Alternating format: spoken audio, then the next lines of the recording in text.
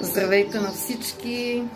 Много хора се заблуждават в съвременния свят и си мислят, че щастието е да имат много пари, много коли или скъпи маркови дрехи, или ако си намерят партньор, който трябва да ги направи щастливи.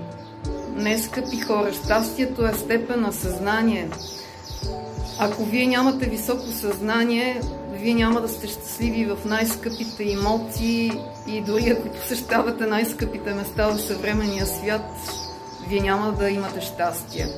Щастието е когато човек помага на околните и когато има много материални блага и се обърне към духовното и осъзнае, че тези блага му се дават за изпитание и за да помага на околните. Няма значение в коя държава се намира. Прекрасен и слънчев ден от мен!